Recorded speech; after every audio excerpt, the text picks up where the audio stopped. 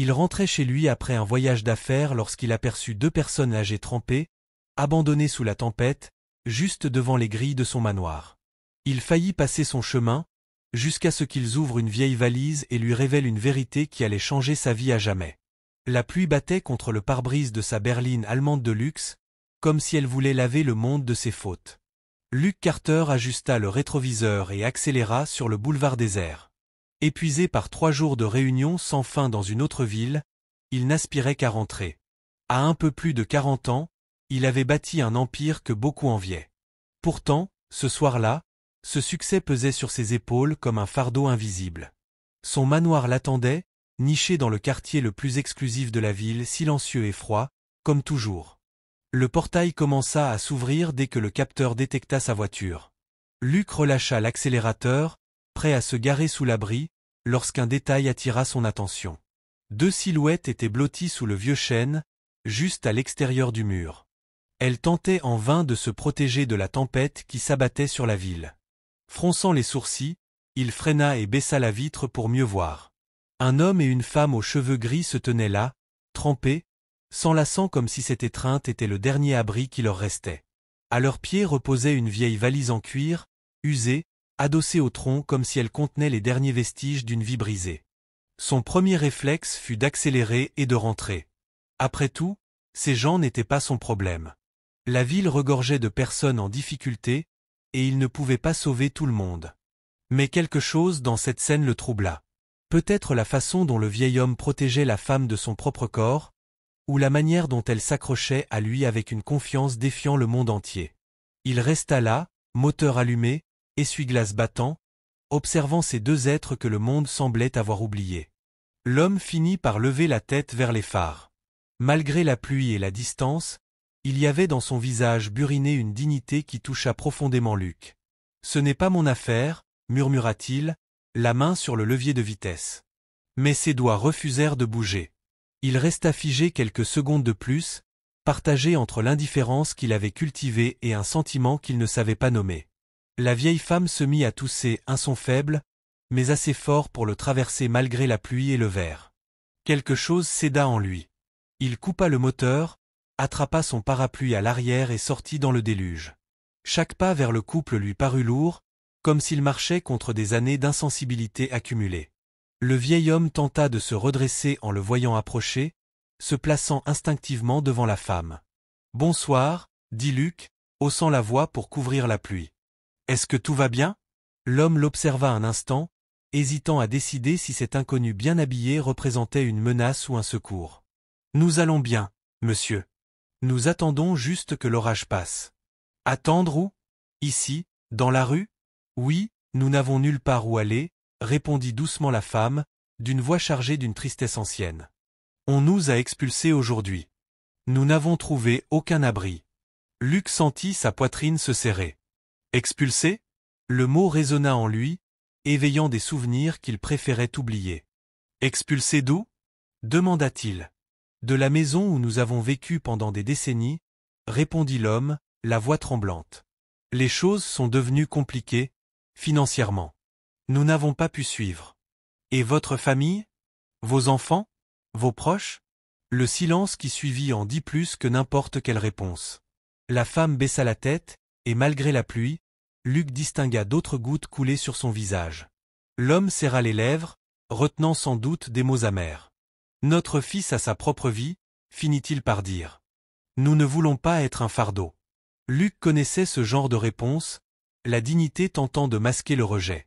Ces deux personnes ne ressemblaient pas à des sans-abri. Il y avait dans leurs gestes une douceur, une éducation, une élégance qui racontaient une autre histoire. « Comment vous appelez-vous ? » demanda Luke. « Je m'appelle James, » répondit l'homme en tendant une main calleuse mais propre. « Et voici ma femme, Aurora. Nous sommes mariés depuis presque 50 ans. » 50 ans. Luke avait du mal à imaginer partager une vie aussi longue avec quelqu'un. Ses propres relations n'avaient été qu'une suite de désillusions, au point qu'il avait fini par se convaincre qu'il valait mieux rester seul. « Luke, » dit-il simplement, serrant la main de James. « Vous ne pouvez pas rester ici sous la pluie. C'est dangereux, vous risquez de tomber malade. »« Ne vous inquiétez pas pour nous, monsieur, » répondit Aurora avec un faible sourire, malgré ses frissons. Nous avons connu pire. Cette phrase frappa Luc comme un coup. Connu pire. Combien d'épreuves avaient-ils traversées ensemble? Combien de tempêtes, réelles ou symboliques, avaient-ils affrontées main dans la main? Vous pouvez rester chez moi ce soir, dit-il finalement, avant même de réaliser ce qu'il proposait. Juste le temps que la pluie cesse et que vous puissiez vous réorganiser. James et Aurora échangèrent un regard stupéfait. Ils ne s'attendaient clairement pas à une telle offre d'un parfait inconnu. Monsieur Carter, nous ne voulons pas vous déranger, dit James. Vous ne nous connaissez même pas. Vous avez l'air de bonne personne, et personne ne mérite de passer la nuit sous une tempête. Aurora fut prise d'une nouvelle quinte de toux, plus forte encore, et cela acheva de convaincre Luc. Allez, prenez vos affaires. J'ai plus qu'assez de chambres. James aida précautionneusement Aurora à se lever et prit la valise en cuir, la tenant comme un trésor. Les trois marchèrent vers le manoir, en silence, chacun perdu dans ses pensées. Suzanne, la gouvernante, faillit lâcher son plateau de thé lorsque Luc entra dans le hall accompagné de 2 personnes âgées trempées jusqu'aux os. Elle travaillait là depuis 15 ans, et jamais elle ne l'avait vu ramener qui que ce soit, encore moins des gens semblants sans domicile. Suzanne, dit Luc en retirant sa veste mouillée, préparez la chambre d'amis à l'étage pour Monsieur James et Madame Aurora. Et voyez si nous avons des vêtements secs à leur prêter. Monsieur, murmura-t-elle, hésitante. Êtes-vous sûr? Oui. Et préparez du thé chaud. Ils sont gelés. James et Aurora restèrent debout dans le hall, intimidés par le luxe qui les entourait. La maison, immense, regorgeait de meubles précieux et d'œuvres d'art valant plus que ce que la plupart des gens gagnaient en une vie. Faites comme chez vous, dit Luc, bien que cette phrase lui sonna étrangement creuse. Quand quelqu'un s'était-il réellement senti chez lui ici? Monsieur Carter, dit Aurora d'une voix tremblante, nous ne savons pas comment vous remercier. Cela faisait si longtemps qu'on ne nous avait pas traités avec autant de gentillesse.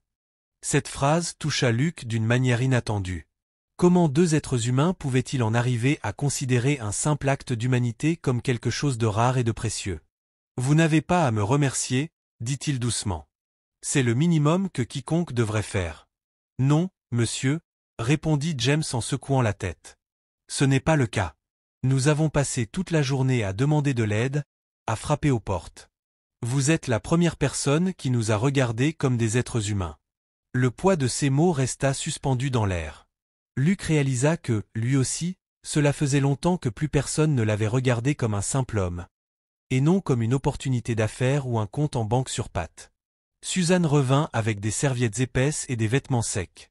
La chambre est prête, monsieur, dit-elle, même si son ton trahissait sa désapprobation. Merci, Suzanne. Vous pouvez aller vous reposer. Lorsqu'elle quitta la pièce, le silence retomba. Luc observa James guider Aurora dans l'escalier, notant la délicatesse de chacun de ses gestes, comme s'il manipulait du cristal. Il y avait de l'amour dans ses mouvements. Un amour véritable, éprouvé par le temps et les difficultés. Reposez-vous bien, dit Luc lorsqu'ils atteignirent le palier. Nous parlerons davantage demain matin. Bonne nuit, monsieur Carter, répondit Aurora. Que Dieu vous bénisse pour votre bonté. Luc resta seul dans le couloir après que la porte de la chambre d'amis se fut refermée, tentant de comprendre ce qu'il venait de vivre. En moins d'1 heure, 2 parfaits inconnus avaient bouleversé sa routine. Il aurait dû ressentir du regret, de la crainte, ou se remettre en question. Mais non. Pour la première fois depuis longtemps, il avait l'impression d'avoir fait quelque chose de vraiment juste. De la chambre montaient des murmures doux, James et Aurora parlaient à voix basse, comme 2 adolescents partageant des secrets. Luc essaya de se rappeler quand, pour la dernière fois, il avait eu quelqu'un avec qui parler ainsi, quelqu'un qui se souciait réellement de ses peurs et de ses rêves. Il rejoignit sa propre chambre, mais le sommeil ne vint pas. Il ne cessait de penser au vieux couple, à la valise qu'il gardait comme un trésor, à la façon dont il se regardait après 50 ans de mariage. Il y avait des secrets dans cette histoire. Il y avait forcément plus que ce qu'il avait vu. Et quelque chose en lui voulait le découvrir.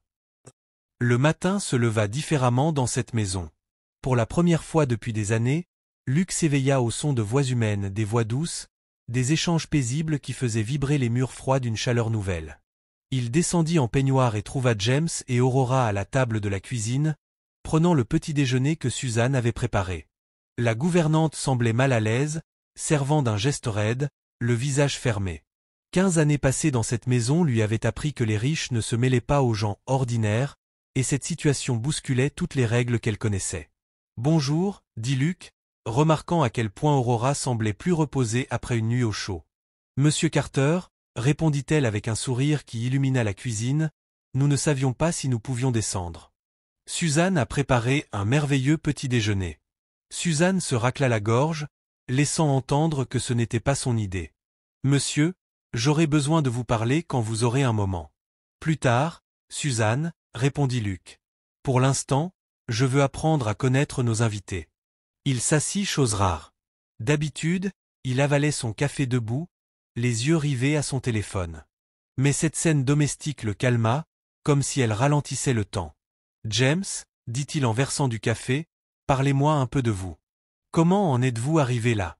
Le vieil homme échangea un regard lourd avec Aurora avant de répondre. C'est une longue histoire, monsieur. Je ne sais pas vraiment par où commencer. Commencez par le début, proposa Luc. James soupira, comme s'il rouvrait une blessure encore vive. Je suis ingénieur civil. J'ai passé des décennies à construire des écoles, des dispensaires communautaires, des foyers pour enfants. Principalement des projets sociaux. J'ai toujours cru que mon travail pouvait faire une différence. Quel genre de projet? Demanda Luc. J'ai bâti 18 écoles publiques dans les zones rurales, une douzaine de petits hôpitaux communautaires dans les régions démunies, et 6 foyers pour enfants encore en activité aujourd'hui. Luc en resta bouche bée. James n'était pas un simple vieil homme en difficulté. C'était quelqu'un qui avait consacré sa vie à bâtir ce qui comptait vraiment. Aurora a toujours été ma partenaire, poursuivit James en lui prenant la main. Elle enseignait la musique, travaillait avec des enfants sans ressources. Elle a fondé 3 chorales communautaires, qui ont même chanté dans de grands théâtres. La musique guérit l'âme, ajouta doucement Aurora. J'ai vu des enfants des rues se transformer en découvrant qu'ils pouvaient créer quelque chose de beau. Que s'est-il passé? Demanda Luc. Comment êtes-vous passé de cette vie à celle-ci? Notre fils unique, répondit James, la voix amère. Ryan avait honte de ce que nous faisions. Il disait que nous étions des imbéciles, perdant notre temps à aider des gens qui ne le méritaient pas. Il voulait que je construise des tours de bureaux et des centres commerciaux, des choses qui rapportent vraiment.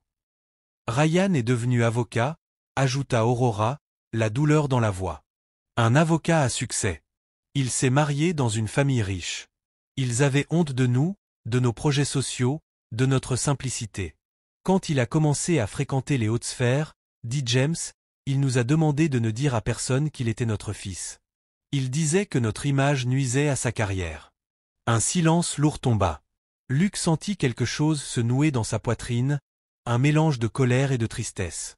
Les années ont passé, poursuivit Aurora, et nous avons eu peu de contact. Puis je suis tombé malade. Malade? Demanda Luc, inquiet. Une maladie cardiaque, répondit-elle après un regard échangé avec James. Traitée, oui, mais très coûteuse.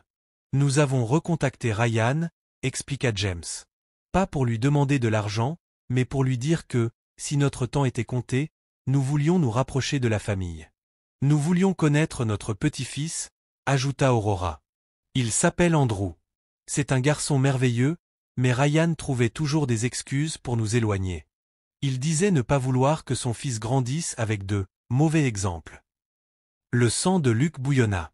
Comment un fils pouvait-il traiter ainsi ses parents? Malgré tout, nous avons continué à essayer, dit Aurora.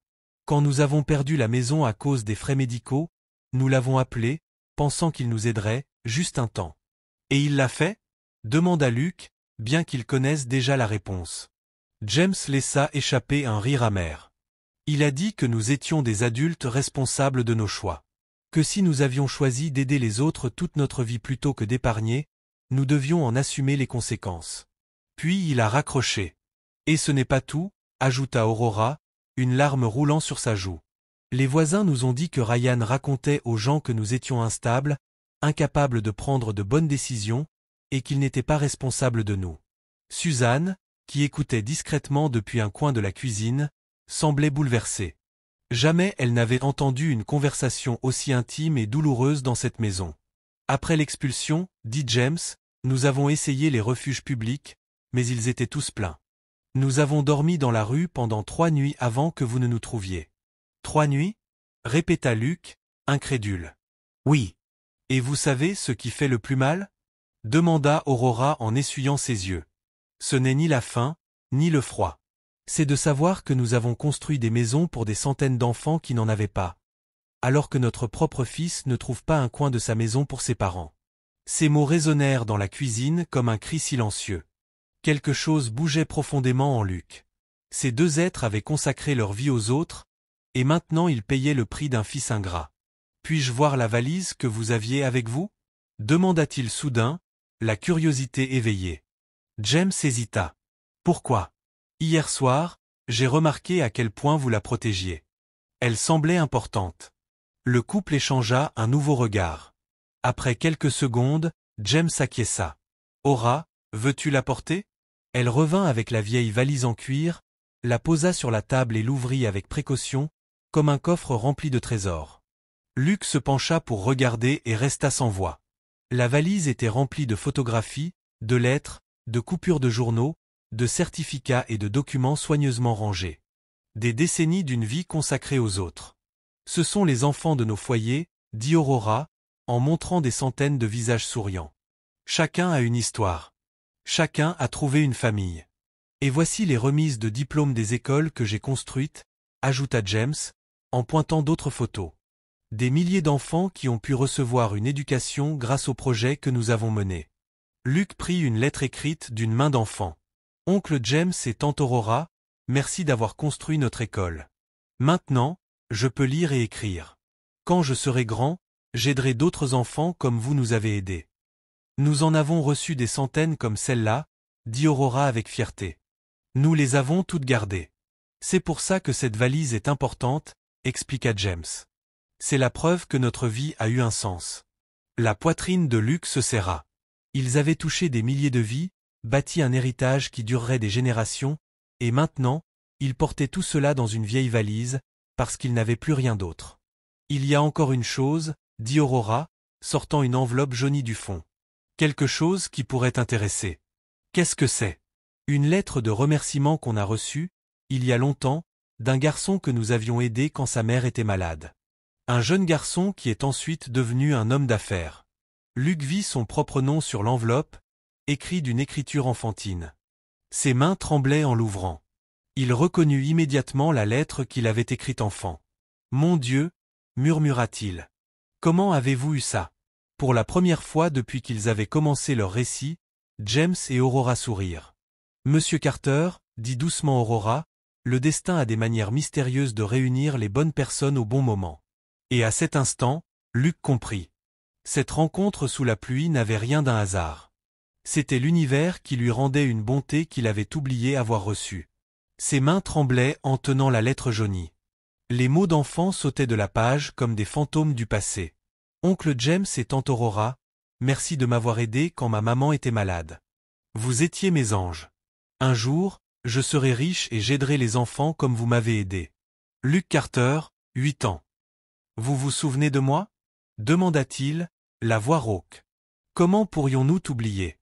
Répondit Aurora avec un sourire maternel. Tu étais si courageux. Tu t'occupais de ta mère avec tant d'amour. Les souvenirs revinrent en vague. Il avait 8 ans quand sa mère était tombée gravement malade.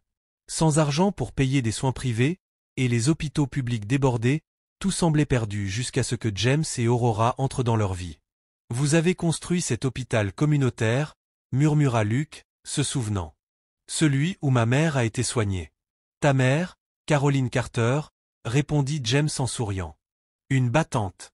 Elle s'est battue courageusement, et tu étais là chaque jour. J'apportais des fleurs que je cueillais dans le terrain vague près de chez nous, ajouta Aurora. Tu disais qu'elles allaient la guérir plus vite. Luc ferma les yeux, la poitrine serrée. Il avait enfoui ses souvenirs si profondément qu'il avait presque réussi à se convaincre qu'ils n'étaient pas réels. Sa mère avait guéri dans cet hôpital construit par James, et Aurora organisait des concerts pour remonter le moral des patients. « Vous avez sauvé ma mère » dit-il en les regardant droit dans les yeux. « Et maintenant, c'est vous qui êtes ici, abandonnés et dans le besoin. » La vie est étrange, répondit James d'un ton philosophe. Parfois, On plante des graines sans savoir où elles pousseront. Suzanne, qui écoutait en silence, s'approcha enfin. Monsieur Carter, puis-je vous parler? C'est urgent. Qu'y a-t-il, Suzanne? Il y a un homme à la porte. Il dit qu'il est avocat, venu chercher ses parents. Le sang de Luc se glaça. Un avocat? Oui, monsieur. Ryan Sanders. Il affirme que ces personnes sont ses parents et qu'elles causent de l'embarras à la famille. James et Aurora pâlirent. La peur traversa leur visage, brisant le cœur de Luc. Il est venu nous ramener à la maison? Demanda Aurora d'une voix tremblante. Après nous avoir abandonnés? Pas pour vous ramener, répondit Suzanne, gênée. J'ai entendu une conversation, il était question d'un centre pour personnes âgées. Un centre? Explosa Luc. Il veut faire interner ses propres parents? James se leva lentement, avec la dignité d'un homme ayant mené bien des batailles. Parlons-lui. Nous ne voulons pas te causer d'ennui, Luc. Vous n'irez nulle part, répondit fermement Luc. C'est ma maison, et vous êtes mes invités. Ils se rendirent dans le hall où Ryan Sanders les attendait, impatient. Il avait la quarantaine, portait un costume coûteux, une montre en or voyante et cette arrogance que certains confondent avec la réussite. À ses côtés, une femme élégante semblait souhaiter être ailleurs. « Papa, maman » dit Ryan d'une voix vide. « Je suis venu vous chercher. Vous provoquez une situation embarrassante pour notre famille. » « Embarrassante comment ?» demanda Aurora, blessée. « Des voisins ont dit que vous mendiez dans la rue. Cela nuit à ma réputation professionnelle. » « Nous ne mendions pas, » répondit James avec dignité. « Nous cherchions un abri. »« C'est pareil, » répliqua Ryan froidement. « Ma femme, Béatrice, et moi avons décidé que vous aviez besoin de soins spécialisés. » Béatrice resta silencieuse, visiblement mal à l'aise. Il était clair que cette décision n'était pas la sienne. « Quel genre de soins ?» intervint Luc. « Et vous êtes ?» demanda Ryan avec mépris. « Luc Carter, le propriétaire de cette maison, celle où vos parents ont trouvé refuge quand leur propre fils leur a tourné le dos. » La réponse fit blanchir Ryan. Il ne s'attendait pas à une telle confrontation. « Mes parents sont ma responsabilité, » répliqua-t-il. « Ils ont toujours fait de mauvais choix. Ils ont tout dépensé à aider des inconnus au lieu de préparer leur avenir. Maintenant, ils doivent vivre avec les conséquences. » Les conséquences? Luc n'en croyait pas ses oreilles. Vos parents ont construit des cliniques, des écoles, des foyers pour enfants. Ils ont sauvé des milliers de vies et sont ruinés parce qu'ils ont tout donné. Exactement, coupa Ryan sèchement. Pendant que d'autres s'enrichissaient, ils jouaient les saints. Et maintenant, je devrais réparer ça? Aurora se mit à pleurer doucement. Entendre son fils parler ainsi lui brisa le cœur. Ryan, dit-elle entre ses sanglots, nous ne t'avons jamais rien demandé. Nous voulions juste être proches de notre famille. Proches de la famille? Ricana-t-il. Vous voulez notre argent, comme vous vouliez celui des autres pour vos projets. Ce n'est pas vrai, répondit James, la voix tremblante de colère contenue. Nous ne t'avons jamais rien demandé. Vous n'en aviez pas besoin, lança Ryan. Vous avez débarqué comme des clochards. Mes collègues savent maintenant que mes parents sont ruinés. Ça nuit à mon image. Luc sentit la colère monter, brûlante. Cet homme se souciait plus de son image que du bien-être de ses parents. Alors, quelle est votre solution? Demanda-t-il. J'ai organisé leur transfert dans une maison de retraite. Discrète. Hors de la ville. Ils auront les soins nécessaires. Hors de la ville? Répéta Aurora, horrifiée. Vous voulez nous cacher? Je veux que vous soyez soignés, mentit Ryan. Ryan, intervint timidement Béatrice, peut-être devrions-nous en discuter. Il n'y a rien à discuter, la coupa-t-il sèchement. La décision est prise. C'est alors que Luc prit sa propre décision. Ils n'iront nulle part, dit-il fermement. Comme je l'ai dit, James et Aurora resteront ici aussi longtemps qu'ils le souhaiteront. Ryan éclata d'un rire méprisant. Vous les connaissez à peine. Vous ignorez qui ils sont vraiment. Je sais exactement à qui j'ai affaire, répondit Luc en le fixant droit dans les yeux. J'ai affaire aux personnes qui ont sauvé la vie de ma mère quand j'avais 8 ans. Ceux qui ont construit l'hôpital qui l'a soignée. L'information frappa Ryan comme un coup de poing. Il ne s'attendait pas à un lien personnel. Vos parents sont des héros, continua Luc. Si vous ne le voyez pas, le problème vient de vous, pas d'eux. Des héros? Ricana Ryan. Les héros ne finissent pas dans la rue. Ils y finissent quand ils ont un fil ingrat qui se soucie plus des apparences que de la valeur humaine. La tension crépitait dans le hall. Béatrice tira doucement le bras de Ryan pour le calmer. « Ryan, partons », murmura-t-elle. « On en parlera à la maison. » « Il n'y a rien à dire, » répéta-t-il, mais sa voix avait perdu de sa fermeté. « Mes parents viennent avec moi. »« Non », dit Luc calmement. « Sauf s'ils le souhaitent, et je suis sûr que non. » Tous les regards se tournèrent vers James et Aurora.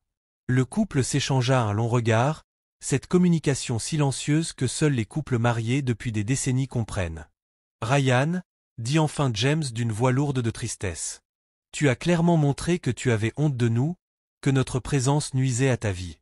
Nous ne te causerons plus de problèmes. »« Non, papa, » commença Ryan, mais James le coupa. « Tu as fait ton choix quand tu nous as laissés dans la rue. Maintenant, c'est à nous de faire le nôtre. »« Et quel est-il, ce choix ?» demanda Ryan, tentant de garder un ton autoritaire. « Rester avec des gens qui nous traitent comme des êtres humains, » répondit Aurora en essuyant ses larmes. « Des gens qui voient la valeur de ce que nous avons construit. » Ryan rougit de colère. « Vous regretterez ce choix quand cet homme se lassera de vous. Ne venez pas me chercher. »« Nous ne le ferons pas, » dit James. « Tu as été très clair. »« Ryan, » supplia Béatrice, maintenant en pleurs. « S'il te plaît, parlons-en à la maison. Tes parents ne méritent pas ça. »« Tais-toi, Béatrice. » aboya Ryan. « Tu ne comprends rien. » Sa brutalité envers sa femme révéla encore davantage sa vraie nature. Luc comprit alors que Béatrice souffrait elle aussi dans ce mariage. « Monsieur Sanders, » dit Luc d'une voix calme, « je vous suggère de quitter ma propriété. Vos parents vous ont répondu. »« Ce n'est pas fini, » menaça Ryan. « J'intenterai une action en justice. »« Faites donc, » répliqua Luc. « Mais comprenez bien ceci, vos parents sont sous ma protection. » Ryan quitta la maison furieux, traînant Béatrice derrière lui. Avant de monter dans la voiture, elle jeta un regard en arrière et adressa un petit signe discret à ses beaux-parents. Un geste de gentillesse que personne ne manqua de remarquer. Lorsque la voiture disparut, Aurora s'effondra contre James, pleurant toutes les larmes qu'elle avait retenues pendant la visite. « Nous avons perdu notre fils, » sanglota-t-elle. « Nous avons perdu notre famille. »« Non, » dit Luc en posant une main sur son épaule. « Vous n'avez pas perdu votre famille. Vous en avez gagné une nouvelle, une famille qui voit votre vraie valeur. » James regarda Luc avec une gratitude infinie. « Pourquoi fais-tu tout ça pour nous ? » « Parce que vous l'avez fait pour moi quand j'étais enfant, » répondit Luc simplement. « Et parce que c'est la chose juste à faire. » À ce moment-là, Suzanne s'avança, un sourire sincère sur le visage. « Monsieur Carter, » demanda-t-elle avec respect, « puis-je préparer un déjeuner spécial pour fêter ça ? » « Fêter quoi, Suzanne ? » Le fait que cette maison est enfin une vraie famille. Et pour la première fois en 15 ans, Luc sentit sa demeure redevenir un foyer. Les jours suivants apportèrent une paix étrange. Pour la première fois depuis longtemps, les couloirs résonnaient de conversations, de rires doux et du fredonnement d'Aurora aidant Suzanne dans la cuisine. La gouvernante, qui s'était d'abord montrée distante, traitait désormais le couple comme des membres de la famille, charmés par leur bonté sincère. Luc annula plusieurs réunions pour passer plus de temps chez lui, captivé par les histoires que partageaient James et Aurora, chacune révélant un peu plus l'ampleur de leur impact sur des milliers de vies. Un après-midi ensoleillé, une découverte bouleversante surgit. « James, » dit Luc sur la véranda, autour d'un café. « Parle-moi des entrepreneurs que tu as aidés au fil des années. »« Il y en a eu beaucoup, » répondit le vieil homme avec un sourire nostalgique. « Nous avons toujours cru qu'aider les bonnes personnes était la meilleure façon de multiplier le bien. »« Quelqu'un en particulier ? » ?»« Oui, un que je n'oublierai jamais. Un jeune propriétaire au bord de la faillite, il y a 15 ans. Une entreprise familiale. Beaucoup d'employés dépendaient de lui. Il était désespéré. » Luc sentit un frisson. 15 ans plus tôt. « Oui, » continua James. L'entreprise s'appelait Carter Construction. Le jeune homme était le fils de cette merveilleuse femme que nous avions soignée à l'hôpital. Caroline. Luc renversa son café sur la table. Carter Construction, c'était son entreprise. James s'interrompit, les yeux écarquillés. Ton entreprise? Oui, il y a 15 ans, j'étais au bord du gouffre. Des prêts impayés, des licenciements à venir. Je perdais tout ce que j'avais bâti après la mort de ma mère. Oh mon Dieu, murmura Aurora, les rejoignant. Alors, tu étais ce jeune homme que James avait aidé anonymement. Aidé comment? Je n'ai jamais su que quelqu'un m'avait soutenu. James échangea un regard avec Aurora. Nous avons utilisé nos économies pour rembourser tes prêts bancaires. Nous avons tout fait par l'intermédiaire d'avocats, sans jamais révéler qui nous étions. Nous voulions que tu croies que tu t'en étais sorti par toi-même. Vous avez sauvé mon entreprise. Nous l'avons fait parce que nous croyions en ton caractère, répondit James. Tu avais gardé tous tes employés, même quand tu ne pouvais plus les payer. Tu préférais te priver que de renvoyer quelqu'un. Cela nous a montré qui tu étais. Mais l'argent, d'où venait-il? C'était tout ce que nous avions, répondit simplement Aurora. Nos économies, notre retraite, une vie entière de travail. Mais ça en valait la peine, ajouta-t-elle, pour voir comment tu as fait grandir ton entreprise. Luc n'arrivait pas à y croire. Vous avez tout sacrifié pour sauver mon entreprise. Pourquoi? Parce que nous l'avions promis à ta mère, répondit doucement James. Dans ses derniers jours à l'hôpital, elle nous a demandé de veiller sur toi, quoi qu'il arrive. Des larmes brouillèrent la vue de Luc.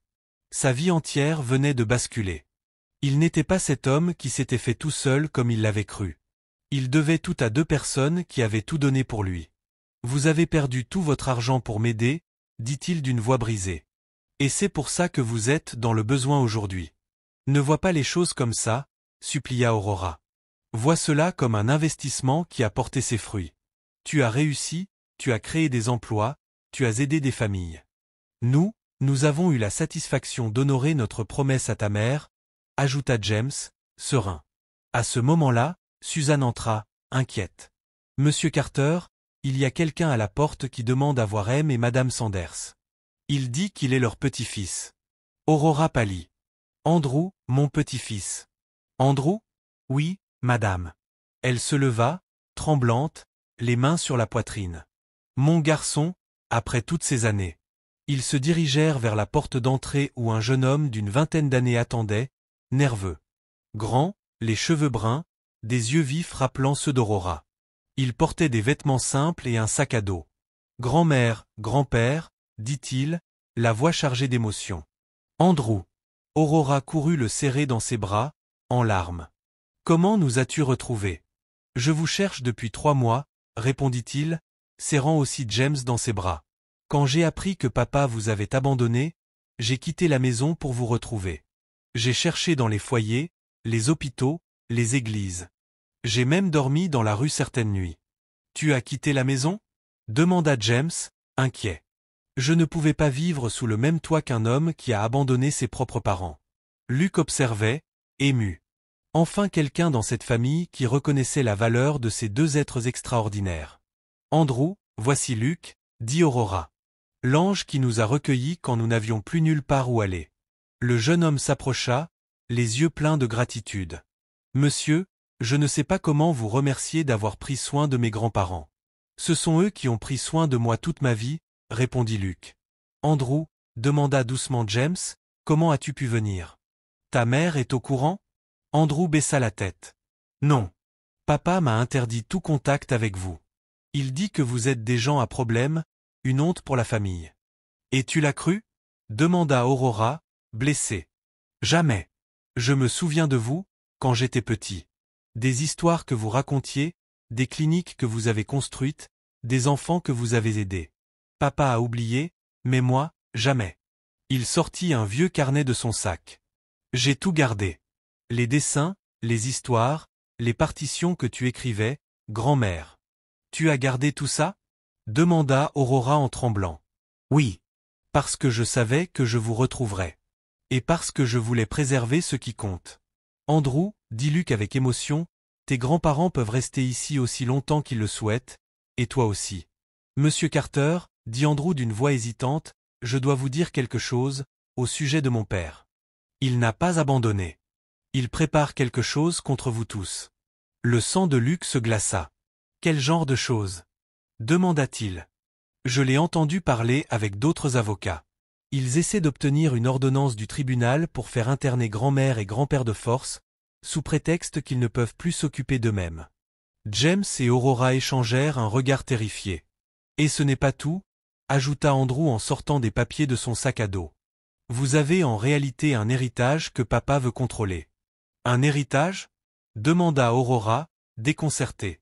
Mais nous n'avons rien. Si, vous avez quelque chose. Arrière-grand-père Benjamin a laissé environ 50 hectares dans le quartier commercial de la ville. Des terres qui valent aujourd'hui plus de 20 millions de dollars. Papa ne peut y accéder que s'il prouve que vous êtes inapte à gérer vos affaires, ou s'il obtient la tutelle légale. La révélation frappa comme une bombe. Ryan ne voulait pas seulement se débarrasser de ses parents, il voulait leur voler leur héritage.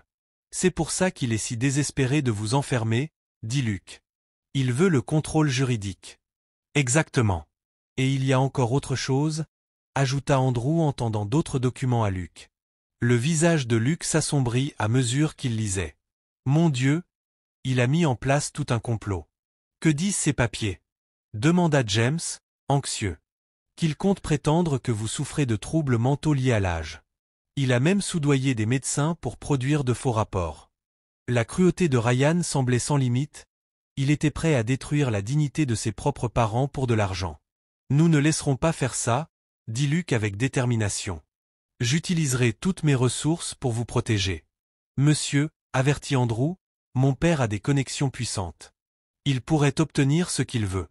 Alors nous devrons être plus malins, répondit Luke. Il y a peut-être une chose qui peut t'aider, dit doucement Aurora. De quoi s'agit-il ? Demanda Luke, inquiet. De ma santé, avoua-t-elle. Le médecin m'a dit qu'il ne me restait que quelques mois sans traitement adapté. C'est pour ça que nous avons perdu la maison. Toutes nos économies sont passées dans mes médicaments. Un silence lourd s'abattit. La gravité de la situation venait de devenir douloureusement réelle. Luke savait que la bataille ne faisait que commencer. Il appela son avocat, le docteur Austin Lemont, l'un des meilleurs avocats en droit pénal de la ville. Quand Austin vit les documents, il fut stupéfait par tant de cruauté. « Luke, c'est une véritable conspiration », dit-il en feuilletant le dossier. Ryan a monté tout un réseau prêt à mentir sous serment. « Peut-on l'arrêter » demanda Luke. « Oui, mais ce sera une lutte difficile. Il a des contacts dans les tribunaux, et des médecins prêts à falsifier des rapports. Il nous faut des preuves solides. » James, resté silencieux jusque-là, prit la parole. « Docteur Lemont, j'ai peut-être quelque chose qui peut t'aider. Une documentation complète de toutes nos donations. École, clinique, foyer, tout est enregistré et notarié. » Les yeux d'Austin s'écarquillèrent en lisant les dossiers. « Seigneur, vous avez donné plus de 15 millions de dollars à des projets sociaux sur 40 ans. Nous ne l'avons jamais rendu public, expliqua Aurora. La charité n'a pas besoin de projecteurs. Cela change tout, dit Austin. Des personnes souffrant de troubles mentaux ne pourraient pas gérer un tel niveau de philanthropie avec autant de précision. Et ce n'est pas tout, ajouta James, sortant une autre enveloppe. Des lettres de maire, de gouverneur, même du président des États-Unis reconnaissant notre travail. Andrew s'approcha, bouleversé. Grand-père, je n'avais aucune idée que vous étiez aussi important. Nous n'avons jamais voulu être importants, répondit doucement James. Nous voulions être utiles. Soudain, Suzanne entra précipitamment. Monsieur Carter, quelque chose d'étrange se passe dans la rue. Des voitures sont garées depuis des heures à observer la maison. Ils regardèrent par la fenêtre, 3 voitures banalisées étaient positionnées stratégiquement, des silhouettes surveillant le manoir. Papa nous espionne, dit Andrew, effrayé. Il prépare peut-être un enlèvement forcé, prévint Austin. Avec une ordonnance d'urgence du tribunal évoquant un danger imminent, il pourrait tenter un internement d'office. Ils ne poseront pas la main sur eux, grogna Luke. Du calme, dit Austin. Soyons prudents. Vous devez partir quelques jours, le temps que je prépare la défense. Où cela ? Demanda James. J'ai une maison de campagne dans le comté voisin. Vous y serez en sécurité. Seules des personnes de confiance connaissent l'endroit. Je vais avec eux, dit Andrew. Je ne laisserai plus mes grands-parents seuls. Mon brave garçon, dit Aurora en le serrant dans ses bras. Tu as le courage que ton père a perdu. Je l'ai appris de vous, répondit-il. Ils préparèrent un départ discret. Suzanne sortirait pour faire des courses, attirant l'attention, tandis que James, Aurora et Andrew partiraient par le garage arrière dans la voiture d'Austin. Le plan fonctionna parfaitement. Luke resta sur place pour affronter la suite. En fin d'après-midi, un petit cortège arriva. Ryan, 2 adjoints du shérif, un médecin inconnu et Béatrice, visiblement gênés. « Où sont mes parents ?» exigea Ryan lorsque Luke ouvrit la porte. En lieu sûr, loin d'un fils qui ne leur veut que du mal. « J'ai une ordonnance du tribunal pour une évaluation médicale d'urgence, dit l'un des adjoints en montrant les papiers. Risque allégué pour la sécurité des personnes âgées. Quel risque ? Demanda Luke en prenant le document. Le demandeur affirme qu'il y a confusion et danger potentiel d'automutilation, récita le médecin. C'est un mensonge, et vous le savez, répliqua Luke en fusillant Ryan du regard. C'est la vérité, mentit froidement Ryan. Ils ont besoin de soins spécialisés. De soins spécialisés, ou de contrôle légal. Lança Luke. Ryan pâlit. Que insinuez-vous ? Je parle des terres de votre arrière-grand-père, d'une valeur de plus de 20 millions, auxquelles vous ne pouvez accéder qu'en obtenant la tutelle. Le silence qui suivit fut éloquent. Je ne vois pas de quoi vous parlez, balbutia-t-il. Je sais tout, les médecins corrompus, les faux rapports, tout le complot. Béatrice ne put se retenir. Ryan, je ne peux plus me taire. Tais-toi, Béatrice. Non. Tes parents sont des gens formidables, et tu veux les détruire pour de l'argent. Tu ne comprends pas. Si, je comprends. Tu fais quelque chose d'horrible, et je ne participerai pas à ça. Les adjoints échangèrent un regard mal à l'aise. Monsieur, dit l'un d'eux à Ryan, s'il y a des irrégularités, nous devons revoir cette ordonnance. Il n'y a aucune irrégularité, protesta Ryan, paniqué.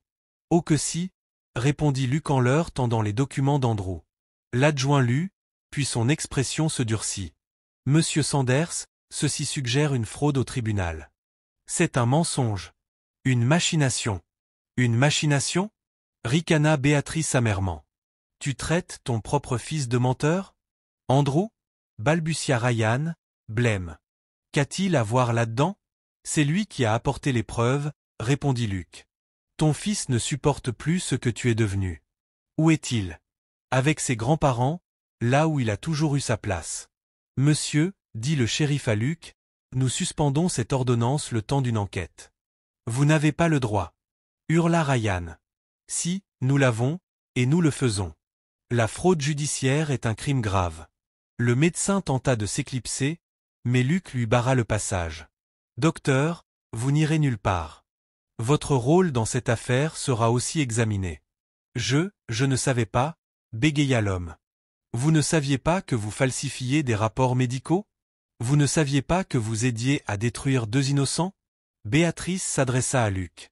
Monsieur, puis-je parler à mes beaux-parents ? Je veux leur demander pardon. Bien sûr, répondit Luke. Ils seront heureux de savoir que votre cœur est du bon côté. Ryan était anéanti. Ses plans ruinés, sa femme contre lui, son fils parti, et une enquête à venir. Ryan, dit Luke, il est encore temps de faire ce qu'il faut. Tes parents t'aiment toujours. C'est trop tard, murmura-t-il. Il n'est jamais trop tard pour un fils qui demande pardon. Mais Ryan tourna les talons, fuyant sa conscience et les conséquences. Luke appela Austin pour lui annoncer la bonne nouvelle. L'enquête protégerait James et Aurora, qui pourraient bientôt rentrer. Quelques jours plus tard, ils revinrent à la maison, avec Andrew, plein d'espoir. Mais la paix fut de courte durée. Un matin, Austin arriva, l'air grave, un dossier sous le bras. Luke, nous avons un problème. Ryan n'a pas abandonné. L'héritage en jeu est encore plus important qu'on ne le pensait. Des investisseurs puissants veulent ses terres. Il engage de célèbres avocats et même un psychiatre légiste renommé, prêt à jurer que tes parents souffrent des premiers signes de démence. C'est un mensonge, cria Andrew. Mes grands-parents sont parfaitement lucides. Nous le savons, répondit Austin, mais ils vont utiliser leur âge, la maison perdue, leur vulnérabilité, pour bâtir un dossier convaincant. James se leva et marcha jusqu'à la fenêtre. Il y a quelque chose que je n'ai jamais dit à personne, pas même à Aurora. James ? demanda-t-elle, inquiète. Il prit une longue inspiration. Ces terres, elles n'appartenaient pas à mon grand-père, mais à ma grand-mère, Bernardet. Elle avait rédigé un testament secret dont Ryan n'a jamais eu connaissance. Quoi? Fit Austin, captivée. Elle soupçonnait que les hommes de la famille ne s'intéressaient qu'à l'argent. Alors elle fit 2 testaments.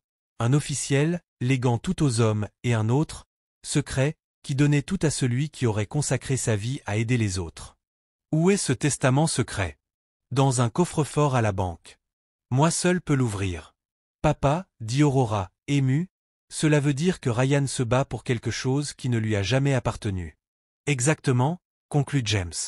Selon la volonté de Bernardet, les terres reviennent à celui qui a consacré sa vie à servir les autres, et c'est moi. Luc ressentit à la fois du soulagement et de l'inquiétude. Si Ryan découvre cela, il essaiera de t'en empêcher. Alors allons à la banque aujourd'hui, dit Austin. Ce ne sera pas simple, avertit Andrew. Papa a des gens qui nous surveillent. À ce moment, Suzanne entra, un téléphone à la main. Monsieur Carter, un appel urgent. Luc écouta, le visage se figeant. Mon contact à la banque. Ryan est venu ce matin avec une ordonnance judiciaire temporaire pour accéder au coffre de James. Il a réussi? Non. L'ordonnance était invalide. Mais il reviendra avec une autre, en béton. James prit les mains d'Aurora. Mon amour, il est temps de dire toute la vérité. Quelle vérité, grand-père? Demanda Andrew. Aurora regarda son mari, les larmes aux yeux. Andrew, mon état n'est pas seulement grave, il est terminal. Le jeune homme se figea. Luc sentit le monde vaciller. Terminal? Les médecins ne m'ont donné que quelques mois, dit Aurora avec sérénité. C'est pour cela que nous avons tout dépensé dans des traitements expérimentaux. Grand-mère, cria Andrew.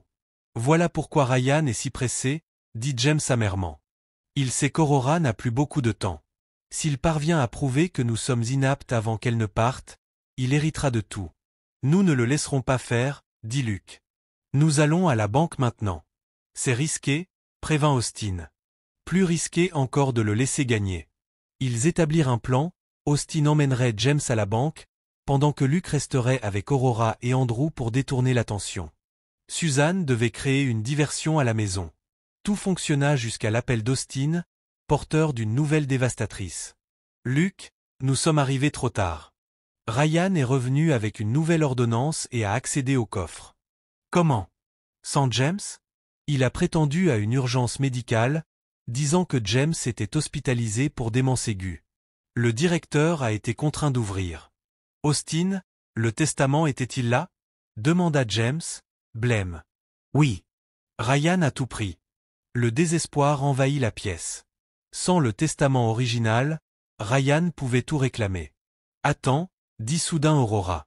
James, souviens-toi de la photocopie qu'on avait faite, il y a 20 ans. Une photocopie? Celle qu'on a gardée dans la valise. Ils coururent dans la chambre d'amis. Tremblante, Aurora fouilla les papiers anciens et sortit une pochette plastique. La voilà. La copie du testament secret de Bernardet. Austin revint en trombe. En la voyant, ses yeux s'illuminèrent. Ça change tout. Même si Ryan a l'original, nous pouvons prouver l'existence d'un autre testament. Il dira que c'est un faux, prévint Andrew. Impossible. Elle porte une signature notariée vieille de 30 ans. À ce moment, plusieurs voitures arrivèrent. Ryan revenait, accompagné d'avocats, de policiers, et cette fois, d'une ambulance. Ils sont là pour emmener mes grands-parents, paniqua Andrew. Personne ne bouge, dit Luc, glissant la copie du testament dans sa poche. La confrontation finale allait commencer. Ryan entra sans frapper, le visage déformé par la cupidité. Papa, maman, dit-il froidement. Je vous emmène. Nous n'allons nulle part, répondit Aurora, digne malgré sa faiblesse. Ce n'est plus votre choix. Un juge a ordonné votre internement sur la base d'évaluations médicales irréfutables. Des évaluations bidons, répliqua Austin en brandissant des documents. Nous avons la preuve que les médecins ne les ont jamais examinés. Mensonge, gronda Ryan, ébranlé. C'est la vérité, dit Luc. Et nous avons une autre surprise. Il sortit la copie du testament. Tu reconnais ceci? Ryan pâlit. Où as-tu trouvé ça? Dans la vieille valise que tu méprisais tant, répondit Luc. Le testament secret de ton arrière-grand-mère, qui lègue tout à celui qui a servi les autres. C'est un faux. Avec une notarisation de 30 ans? Sourit Austin. Tu as perdu, Ryan. Ces terres ne t'ont jamais appartenu. À cet instant, Béatrice entra seule, traînant une valise. Ryan, dit-elle fermement. Je suis venue chercher Andrew. Il va vivre avec moi. Tu es folle. Andrew est mon fils. Andrew est un jeune homme honteux de son père, et moi aussi. J'ai déposé une demande de divorce ce matin. Et je témoignerai contre toi. Ce fut le coup de grâce. Ryan perdit sa femme, son fils, l'héritage, et désormais, il faisait face à des poursuites pénales. Les officiers s'avancèrent. Monsieur, vous devez nous suivre pour répondre de fraude au tribunal. Non, vous ne comprenez pas. J'ai besoin de cet argent. Pourquoi faire? Demanda tristement James. Acheter ce que tu n'as pas? Le respect? L'admiration? Le succès? Oui, cria Ryan, désespéré. Mon fils, dit doucement Aurora, ces choses ne s'achètent pas. Elles se méritent, comme tes parents l'ont fait. En aidant tout le monde et en finissant ruiné? Ricana Ryan. Nous avons fini entourés d'amour, répondit Aurora. Avec le respect de ceux qui comptent vraiment. Et toi? As-tu cela? Ryan regarda autour de lui. Personne n'était à ses côtés, ni sa femme, ni son fils, ni même ses avocats. Ryan, dit James avec douceur. Il est encore temps de changer. Mais les agents l'emmenèrent, tandis qu'il lançait des menaces vaines que plus personne n'écoutait. Quand la maison retrouva le silence, Andrew serra ses grands-parents en pleurant. Grand-mère, grand-père, je suis désolé d'avoir un père comme ça. Mon fils, dit Aurora en lui caressant les cheveux, tu n'es responsable que de tes propres choix. Béatrice s'approcha, honteuse. Pardonnez-moi, j'aurais dû agir plus tôt. Le courage, dit James avec un sourire, ce n'est pas l'absence de peur, mais le fait d'agir malgré elle. Les semaines passèrent. Le testament secret fut validé. Ryan fut inculpé. Les terres, désormais légitimement à James, valaient des millions. Ce qu'il fit ensuite surprit tout le monde. Aura, dit-il un matin lumineux, il est temps pour notre dernier grand projet. Aurora, désormais soignée dans les meilleures conditions grâce à Luke, sourit paisiblement. Tu as décidé quoi faire de ces terres? Demanda Luke. Oui, répondit James en dépliant des plans. Nous allons construire le plus grand village solidaire du pays, des maisons pour les familles dans le besoin, une école, un hôpital, un centre culturel. Andrew, qui étudiait maintenant l'architecture, s'illumina. Grand-père, ce sera incroyable. On l'appellera Aurora Village, en l'honneur de grand-mère. Des larmes de joie emplirent les yeux d'Aurora. Aura Village, magnifique. Il accueillera 500 familles, expliqua James, la voix tremblante d'émotion. Chaque maison portera le nom d'un enfant que nous avons aidé. Suzanne entra avec le café, désormais membre à part entière de cette famille hors du commun. Monsieur Carter, une visite. Une jeune femme avec un bébé veut vous voir d'urgence. Ils échangèrent un regard surpris. James ouvrit la porte. Une femme tenait un nourrisson dans ses bras, les larmes aux yeux. Monsieur James? Demanda-t-elle, la voix tremblante. Je suis Maya Scott.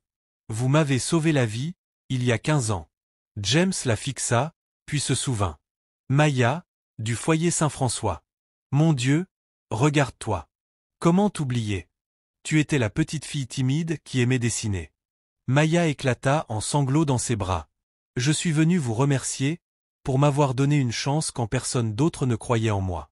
Voici mon fils, Gabriel, dit Maya d'une voix émue. Je voulais que vous rencontriez le petit-fils que vous avez mérité. L'émotion envahit toute la pièce. Que fais-tu maintenant, Maya? Demanda James avec bienveillance. Je suis pédiatre, répondit-elle fièrement. Je travaille dans un hôpital public, je sauve des enfants, comme vous me l'avez appris. Luke s'approcha, profondément touché par le fruit concret du travail de James et d'Aurora. Dr Scott, dit-il avec respect, j'ai une proposition à vous faire. Accepteriez-vous d'être la directrice médicale de l'hôpital du village Aurora? Maya resta sans voix. Nous te le demandons parce que nous savons que tu le feras avec amour, ajouta Aurora. Comme nous avons toujours essayé de le faire. J'accepte, dit Maya, la voix tremblante. Ce serait un honneur de porter votre héritage. Une autre voiture arriva. À la surprise générale, Béatrice en sortit, accompagnée d'un homme inconnu de Luc. « Maman !» s'écria Andrew en courant pour la serrer dans ses bras. « Andrew ! Tout le monde, je vous présente le docteur Philippe et, mon fiancé. Bienvenue dans la famille, docteur et, dit James chaleureusement. J'ai aussi des nouvelles de Ryan, ajouta Béatrice avec prudence. Les visages se tendirent. Il est en prison, condamné pour fraude. Il a envoyé une lettre dans laquelle il demande à vous voir. Aurora la prit d'une main tremblante et lut à voix basse. Que dit-il ? Demanda James doucement. Il veut demander pardon, répondit Aurora, la voix brisée. Il dit qu'il comprend enfin la valeur de ce que nous avons construit, et qu'il a honte. Irez-vous le voir ? Demanda Béatrice. James et Aurora échangèrent un regard plein de cette compréhension silencieuse forgée par des décennies. Oui, dit James. C'est toujours notre fils. Même après tout ce qu'il a fait, ajouta Aurora. Surtout après tout cela. Le pardon n'est pas pour ceux qui le méritent, mais pour ceux qui en ont besoin. Quelques jours plus tard, ils se rendirent à la prison. L'homme qui les accueillit n'avait plus rien du brillant avocat arrogant d'autrefois. Amaigri, les tempes grises, le regard chargé de remords sincères. « Papa, maman, dit-il d'une voix tremblante. Je ne sais même pas comment vous demander pardon. Commence par parler avec ton cœur, répondit Aurora doucement. J'étais obsédée par l'argent, le statut, la reconnaissance. J'ai perdu de vue l'essentiel. Je vous ai perdu. J'ai perdu ma famille. Je me suis perdu moi-même. Tu ne nous as jamais perdus, dit James. Nous avons toujours été là. Comment pouvez-vous me pardonner ? Parce que tu es notre fils, dit Aurora. L'amour d'un parent n'a pas de condition. Je ne le mérite pas. Personne ne mérite le pardon, répondit James. C'est un don qu'on offre par amour. Je veux changer, sanglota Ryan. Je veux être le fils que vous méritez. Tu le es déjà, dit Andrew en le serrant dans ses bras pour la première fois depuis des années. Reconnaître ses erreurs, c'est le premier pas.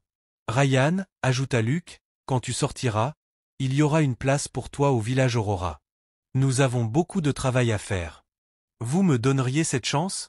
Tout le monde mérite une seconde chance, dit James. Surtout la famille. Dans une cellule glaciale, une famille se reconstruisit sur la plus solide des fondations, le véritable pardon. Un an plus tard, le village Aurora était achevé. 500 maisons colorées abritaient des familles sorties de la pauvreté. L'hôpital, dirigé par le docteur Scott, avait déjà sauvé des centaines d'enfants. L'école fonctionnait à plein régime. Le centre culturel vibrait d'activités pour tous les âges. Le jour de l'inauguration, des milliers de personnes étaient présentes. Maires, gouverneurs, chefs d'entreprise, mais surtout les familles aidées, et les nombreux enfants que James et Aurora avaient sauvés. Mes amis, dit James au micro, la voix tremblante, ce village n'est pas notre réussite. C'est la vôtre. Celle de tous ceux qui ont cru qu'un monde meilleur était possible. Le village Aurora, ajouta Aurora d'une voix fragile mais ferme, symbolise ce que nous avons appris. Le vrai bonheur vient du fait d'aider les autres. Une famille se construit avec l'amour, pas avec le sang. Et il n'est jamais trop tard pour recommencer. Ryan, désormais libre et coordinateur des programmes sociaux du village, s'approcha du micro. La prison l'avait changé, ses traits étaient plus doux, son regard lumineux de sens retrouvé. « Papa, maman, dit-il publiquement, la voix chargée d'émotion. J'ai passé ma vie à courir après le succès au mauvais endroit. Aujourd'hui, je sais que vous étiez toujours les plus riches de notre famille. Riches d'amour, de but, et d'un véritable héritage. » La foule applaudit. Andrew pleura. Béatrice et le docteur souriaient, fiers. Maya berçait le petit Gabriel, désormais âgé d'1 an. Suzanne essuya ses larmes, reconnaissante d'appartenir à une telle famille. Luc monta sur scène à son tour. James et Aurora m'ont sauvé quand j'étais enfant, et ils m'ont encore sauvé quand j'étais un adulte perdu. Grâce au village Aurora, ils continueront de sauver des vies pour des générations. Mais notre plus grande victoire, poursuivit-il en regardant le couple âgé, ce n'est pas ce lieu. C'est la preuve que la vraie famille, c'est celle qu'on choisit, ceux qu'on aime, qu'on protège et qu'on pardonne. Lorsque la cérémonie prit fin, James et Aurora marchèrent main dans la main dans les rues de leur village. Les enfants jouaient dans les jardins, les familles discutaient sur les porches, les aînés se reposaient à l'ombre des arbres. Nous l'avons fait, mon amour, dit James. Nous avons accompli notre mission. Non, corrigea-t-elle avec un sourire, malgré son souffle court. Notre mission continue, à travers tous ceux qui ont appris ici à aider les autres. Le docteur s'approcha discrètement, désormais non seulement le fiancé de Béatrice, mais aussi le médecin personnel d'Aurora. Madame Aurora, comment vous sentez-vous? Fatiguée, docteur, mais heureuse. Très heureuse. Il échangea un regard avec James, tous deux savaient que le temps était compté. Aurora avait insisté pour venir, malgré sa faiblesse. Grand-mère, dit Andrew en dépliant une chaise. Vous voulez vous asseoir un peu? Merci, mon chéri, répondit-elle en s'installant doucement. Tu as tellement grandi, tu es devenu un homme bon. J'ai eu les meilleurs professeurs, dit-il en embrassant son front. Maya arriva en courant, encore en blouse d'hôpital. Tante Aurora. Nous venons d'admettre notre 10e enfant ce mois-ci, une fillette de 5 ans avec le même problème cardiaque que Gabrielle. Elle va s'en sortir. Aurora sourit à travers les larmes. Chaque enfant sauvé est une victoire, Maya. Tu honores tout ce que nous avons bâti. J'essaie, chaque jour, répondit-elle. Suzanne arriva avec une tasse fumante. Madame Aurora, votre thé, comme vous l'aimez. Suzanne, tu es devenue bien plus qu'une gouvernante. Tu es devenue de la famille.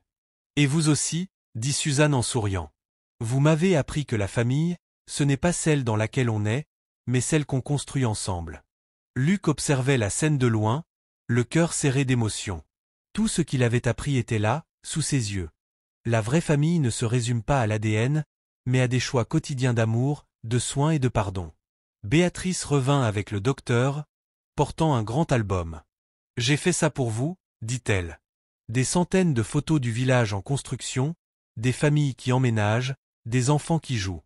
C'est l'histoire visuelle du miracle que vous avez créé. James tourna les pages avec précaution, chaque image racontant une histoire de transformation. Merci, Béatrice. Tu es devenue la fille que nous avons toujours rêvé d'avoir.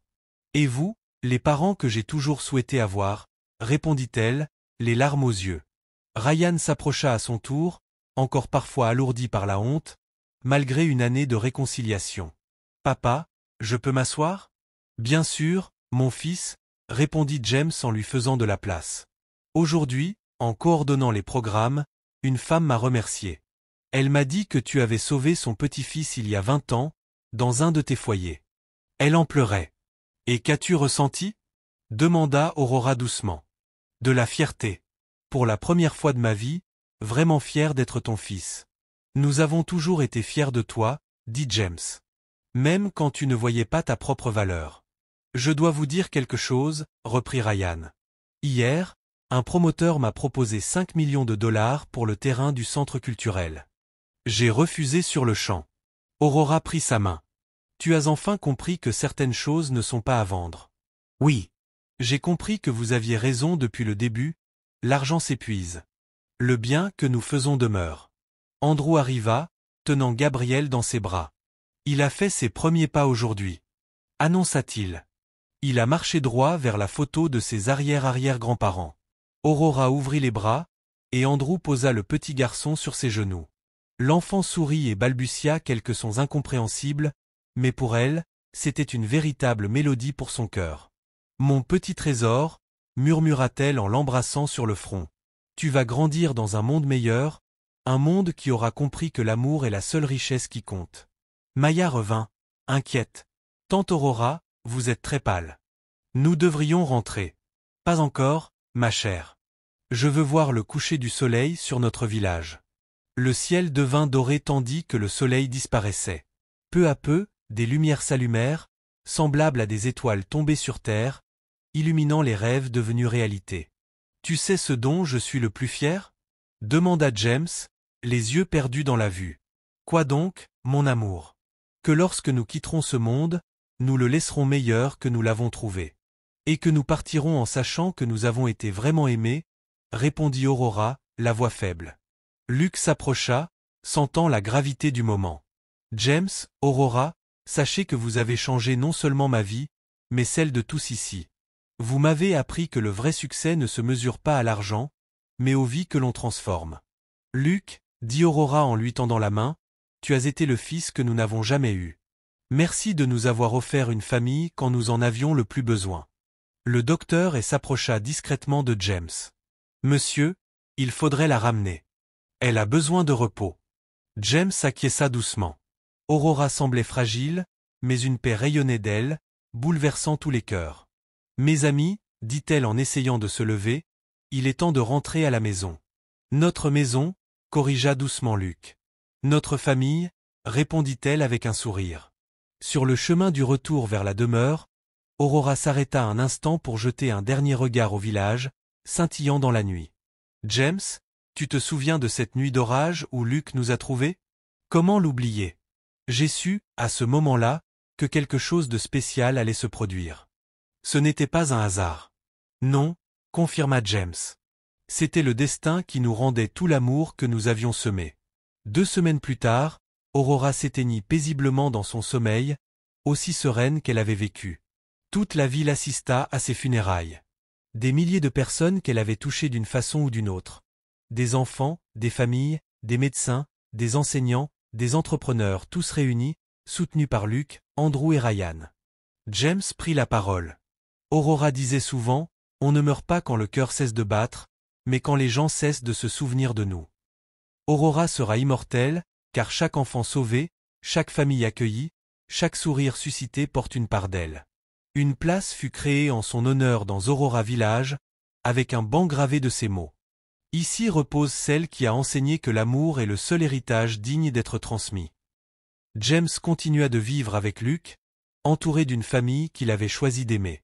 Ryan venait chaque jour, travaillant sans relâche sur les projets sociaux.